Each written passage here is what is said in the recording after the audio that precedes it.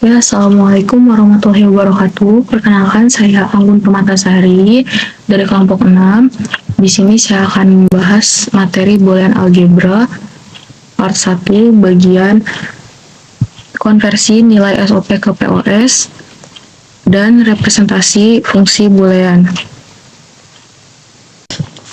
Oke, jadi materi pertama konversi antar bentuk kanonik.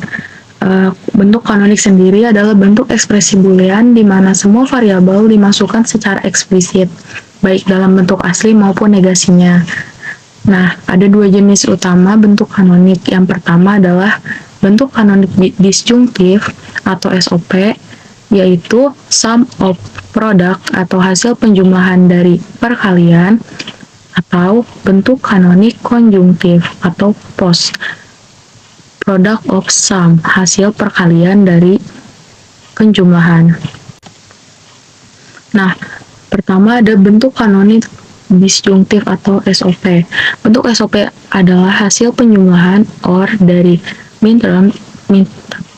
Minterm sendiri adalah kombinasi variabel yang menghasilkan nilai 1 pada fungsi boolean. Bentuk ini umum digunakan dalam desain rangkaian logika, khususnya untuk rangkaian sum of product.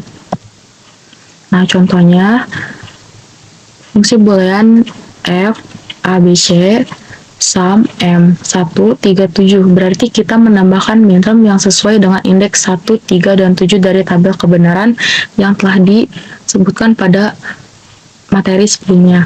Nah, minterm M1 bisa dituliskan sebagai A aksen, B aksen, C.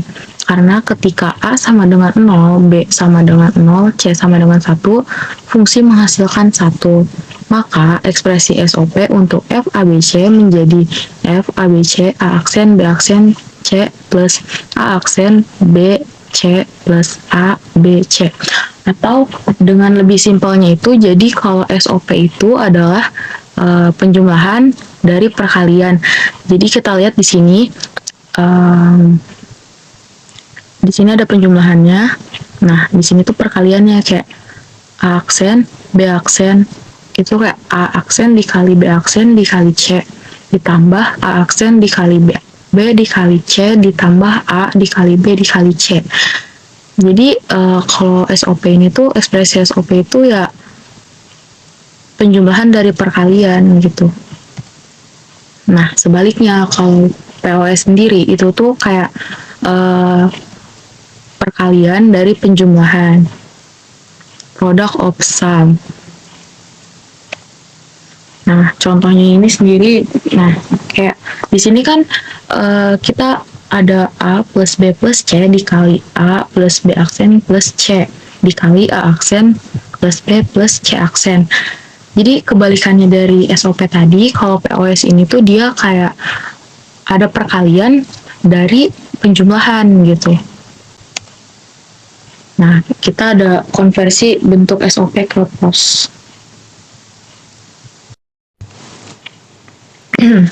Oke teman-teman, yang pertama ada mengubah SOP ke POS atau mengubah bentuk sum of product ke bentuk product of sum. Nah, kita punya contoh soal di mana F sama dengan A aksen dikali B dikali C aksen ditambah B aksen dikali C. Nah, gimana sih cara mengubah bentuk SOP ini ke bentuk POS? Langkah pertama kita distribusikan dulu B aksen dikali C ini. Jadi di sini kita tulis A aksen dikali B dikali C aksen tambah B aksen.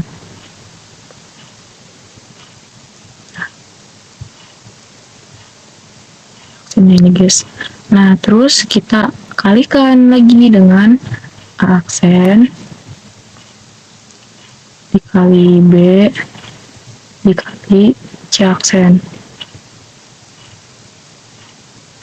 ditambah C. Kalau udah gini, gimana lagi? Nah, kalau udah gini, kita tambahkan masing-masing perkalian ini. Jadi, A aksen ditambah B aksen.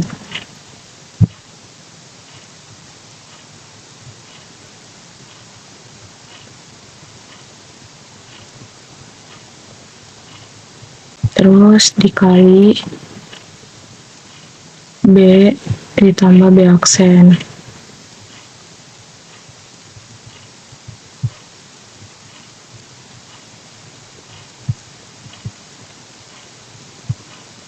Dikali C aksen ditambah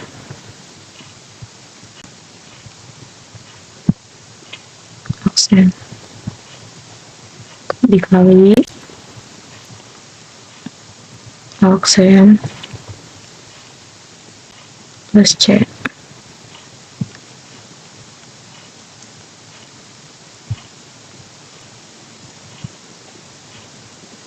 dikali B aksen, oh sorry ini B aja, ditambah C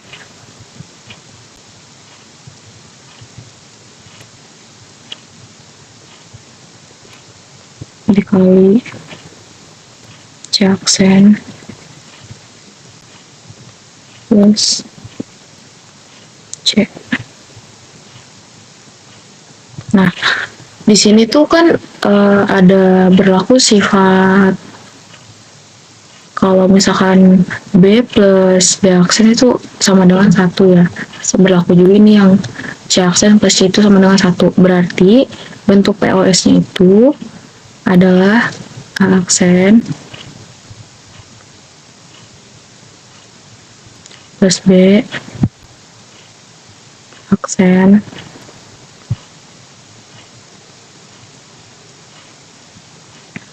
ini kan 1, berarti nggak perlu ditulis ya karena ini bentuk perkalian. Nah, C aksen plus B aksen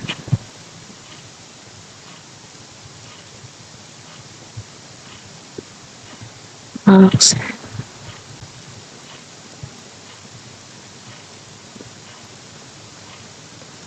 C B plus C. Nah, ini adalah bentuk P. Nah, ini tuh bentuk POS-nya guys. Jadi beda kan. Nah, di sini tuh kan perkalian. Oh, ini bentuk penjumlahan. Nah, yang ini tuh SOP tuh kayak dia tuh penjumlahan dari perkalian. Nah, kalau misalkan POS tuh dia kayak perkalian, ini kan perkalian nih dari penjumlahan. Nah, itu guys. Oke teman-teman, sekarang cara mengubah POS ke SOP. Caranya mudah, kita tinggal distribusikan saja. Pertama, A dikali A aksen.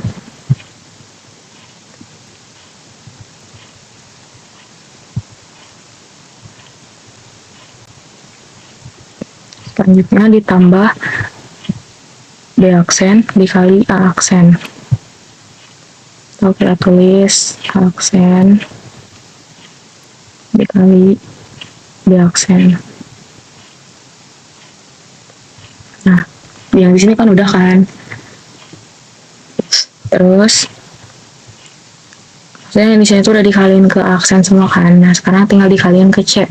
A dikali C berarti ditambah A kali C. Begitupun juga B aksen dikali C. Nah, B aksen dikali C.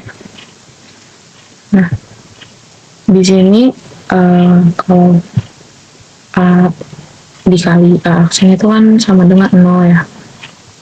Jadi bentuk SOP-nya itu adalah aksen dikali B aksen ditambah A kali C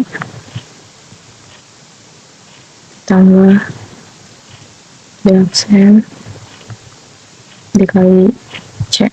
Nah, jadi udah terlihat kan perbedaan SOP dan POS. Kalau POS itu product of sum. Di sini ada perkalian, ya ini tuh perkalian. Nah, dari penjumlahan. Nah, sedangkan SOP itu adalah sama produk, jadi penjumlahan dari perkalian ya guys. Selanjutnya, materi representasi fungsi boolean. Yang pertama, rangkaian logika. Contoh, jika fungsi boolean adalah FAB sama dengan A dikali B, maka dapat diimplementasikan dengan menggunakan satu gerbang AND. Nah, kedua, gerbang logika dasar. Gerbang logika dasar menerima satu atau lebih input dan menghasilkan satu output berdasarkan operasi logika tertentu. Nah, di logika dasar tuh ada 3 gerbang logika yang paling sering digunain. Pertama, gerbang AND. Nah, fungsinya itu, dia tuh akan menghasilkan satu hanya jika kedua input adalah satu. Jadi, kalau misalkan salah satu inputnya itu bukan satu, dia tuh akan menghasilkan satu gitu. Jika FAB sama dengan A dikali B, maka output adalah 1. Hanya jika A sama dengan 1 dan B sama dengan 1. Nah, ini guys yang tadi saya bilang, kalau misalkan A-nya itu 0, dia tuh output tuh nggak akan 1 gitu. Nah, yang kedua adalah gerbang OR. Nah, fungsi OR ini akan menghasilkan 1 jika setidaknya salah satu inputnya itu adalah 1.